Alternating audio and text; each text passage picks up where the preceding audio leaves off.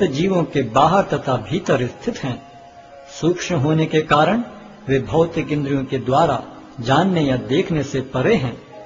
यद्यपि वे अत्यंत दूर रहते हैं, किंतु हम सबों के निकट भी हैं। यद्यपि परमात्मा समस्त जीवों के मध्य विभाजित प्रतीत होता है, लेकिन वह कभी भी विभाजित नहीं है। वह एक रूप में स्थित है। यद्यपि वह प्रत्येक जीव का पालन करता है, लेकिन यह समझना चाहिए कि वह सबों का संहार करता है और सबों को जन्म देता है। वे समस्त प्रकाशमान वस्तुओं के प्रकाश स्रोत हैं। वे भौतिक अंधकार से परे हैं और अगोचर हैं। वे ज्ञान हैं, ज्ञेय हैं और ज्ञान के लक्ष्य हैं। वे सबके हृदय में स्थित हैं।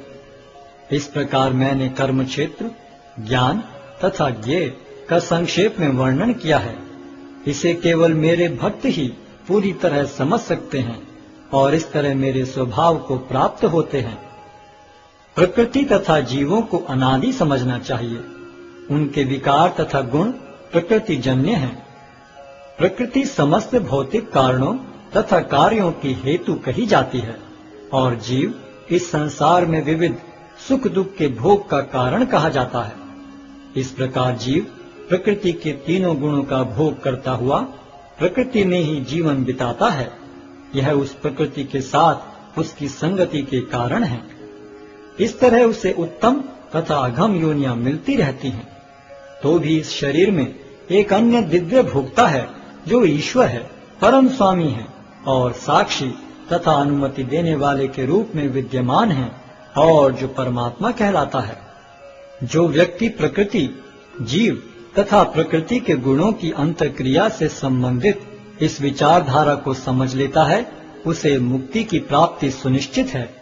उसकी वर्तमान स्थिति चाहे जैसी हो, यहाँ पर उसका पुनर्जन्म नहीं होगा। कुछ लोग परमात्मा को ध्यान के द्वारा अपने भीतर देखते हैं, तो दूसरे लोग ज्ञान के अनुशीलन द्वारा, और कुछ ऐसे हैं जो निष्काम कर्म योग द्वारा देखते हैं। ऐसे भी लोग हैं जो यद्यपि आध्यात्मिक ज्ञान से अवगत नहीं होते, पर अन्यों से परम पुरुष के विषय में सुनकर उनकी पूजा करने लगते हैं।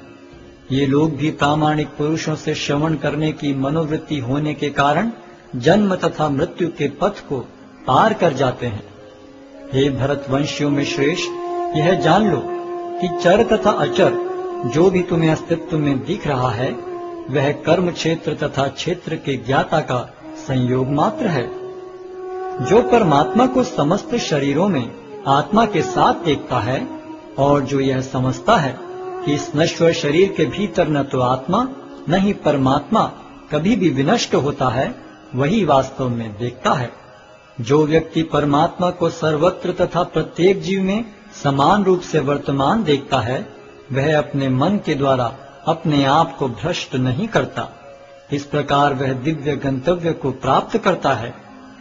जो यह देखता है कि सारे कार्य शरीर द्वारा संपन्न किए जाते हैं, जिसकी उत्पत्ति प्रकृति से हुई है, और जो देखता है कि आत्मा कुछ भी नहीं करता, वही यथार्थ में देखता है। जब विवेकवान व्यक्ति विभिन्न भौतिक शरीरों के कारण विभिन्न स्वरूपों को देखना बंद कर देता है और यह देखता है कि किस प्रकार से जीव सर्वत्र फैले हुए हैं, तो वह ब्रह्म बोध को प्राप्त होता है।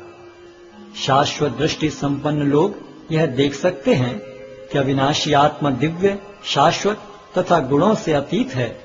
हे अर्जुन, भौतिक शरीर के साथ संपर्क होते हुए भी आत्मा न तो कुछ करता है और न लिप्त होता है।